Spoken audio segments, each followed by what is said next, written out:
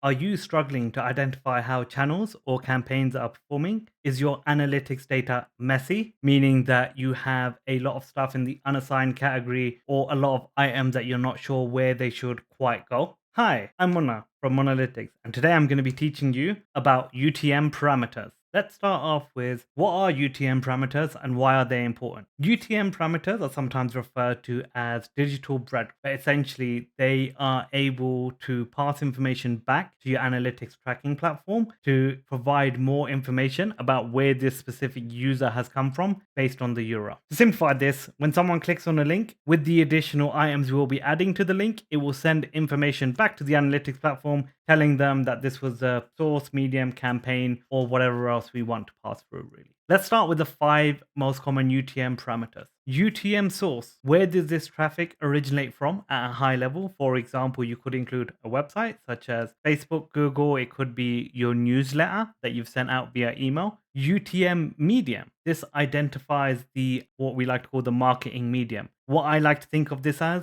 is the channel. Was it email? Was it paid? Was it organic? But big buckets like that are usually used for the medium. Campaign. This is what campaign is it part of? This is pretty much decided by you, what you want to name these campaigns. We'll touch on this a bit more later. Those would be the 3 core ones that I would add onto every link essentially. UTM term, which is optional and it's usually associated more so with paid search. It identifies the keyword that led to the traffic to your website. UTM content. Again, this is optional. Usually I use this when A/B testing. In this content parameter, I would include the ad. So for example, if I had 2 different Facebook ads, I can say Facebook ad shorter version, Facebook ad longer version. Within here now I have the shorter version, these longer version split out in analytics because I have added on that content parameter. Now that we've covered the core UTM parameters, let's look at how to actually build out a URL using these UTM parameters.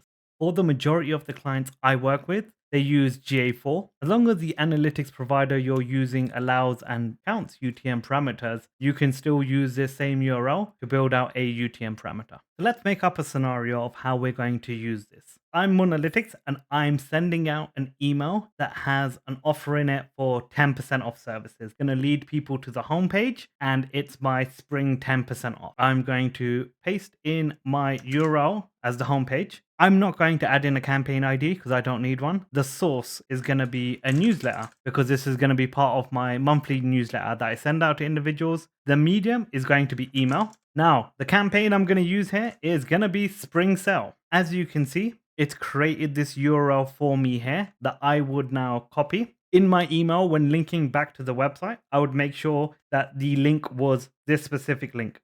If we take a look at this link itself, you'll see that the way UTMs work is you always have a question mark at the end of a URL. This question mark just signifies to everything, pretty much, that what's coming next is for tracking purposes. You don't have to worry too much about it. A lot of the platforms, such as Google Analytics 4, would then strip off the rest of this information. So when you're looking at page views, you shouldn't see what's after the question mark. We have UTM source equals, and then we have what we import is newsletter.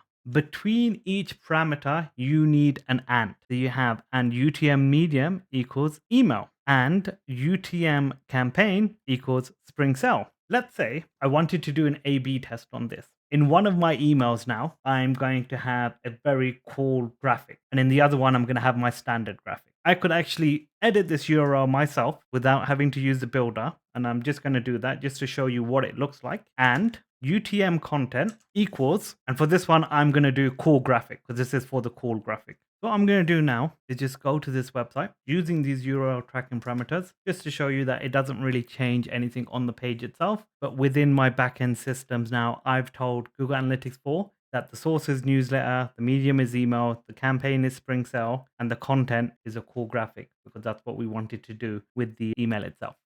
If you wanted to, you could also use URL shorteners, have the whole tracking parameters on the URL, and then shorten it with a bit.ly link that or similar and share that out, and it would still keep all of the tracking parameters as well. Let's get into best practices and what you need to know when setting up UTM parameters. Consistency is key. For example, if you have Facebook written in uppercase as a source and Facebook written in lowercase as a source, it counts those as two different items. It will not group them together. Uppercase and lowercase is different. So make sure you keep it the same. Spaces are bad. They can break URLs. They normally get formatted in a weird way. Never have any spaces in your campaign name or anything. I would replace anywhere you would put a space with an underscore. Establish naming conventions. What I have usually for my clients is a sheet where we have, this is sort of the campaign name, this is the campaign that's running. The example I would give there was my campaign was spring_sale. Great. In my email, I made sure that I had it there. Let's say that I am also doing an offer or some sort of coupon that's going out, and I want to send that via Facebook ads. I want to make sure that my campaign name matches. If I'm doing anything else, I want to put the campaign name as the same, because then I can easily filter down. Really, really important that you are consistent when doing this. Second item is be descriptive but concise. I didn't put in spring sale 2025. I didn't put in spring sale this time because when looking at the data, it's only going to come through in 2025. But I did want to be clear that it was part of this spring sale campaign. I did want to be clear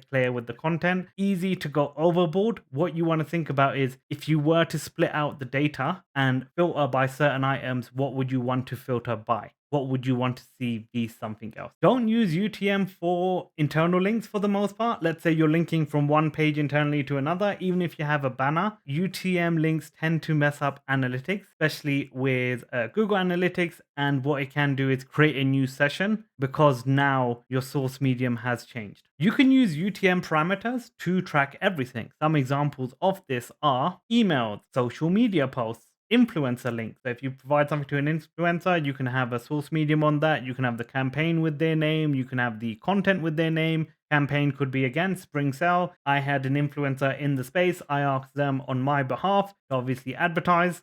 They've sent a post out to everyone with a link in the bio. On that link, I want to make sure that they put in source influencer, medium is social or organic, whatever I want to put there, and then the campaign is spring sale. Even for QR codes, you can put on these parameters as well, so that when someone scans a code, you know that when they came to your website, they came through the QR code. Google Ads has automatic tracking, so that will sync up with Google Analytics. If you are using Google Analytics, you don't need to add anything onto your parameters, and it will pull in the campaign name and lots of other items. Just make sure that that automatic tracking is selected within Google Ads. You can now use all of this information you have here to build reports. So for example, I could pull in the analytics data, I could filter for spring sale campaign, and I could say, I want to see what channels are performing. And I could see my, let's say, influencer, my newsletter, and I can see how much each session has generated for this campaign. Even if I'm running multiple stuff with different influencers, I can narrow down just for the spring sale section. Similarly with the newsletter, if I'm sending out multiple emails, I can narrow down just to look at the spring sale